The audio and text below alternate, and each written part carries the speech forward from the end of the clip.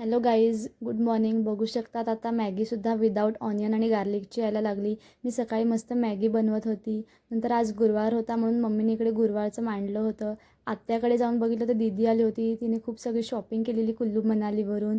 तर संध्याकाळच्या टाईमला मी आणि आई गेलो होतो स्वामी समर्थांच्या मठांमध्ये, कारण की आज गुरुवार होता.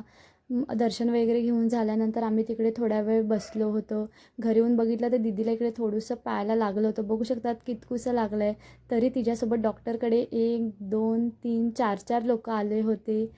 आम्हाला भूक लागली होती म्हणून आम्ही पालघरला गेलो होतो रात्री क्रेझी बाईटमध्ये मोमोज खायला. या सगळ्यांची खूप इच्छा होती मोमोज खायची. आम्हाला हार्दिक दादाने स्पॉन्सर केलेले होते मोमोज.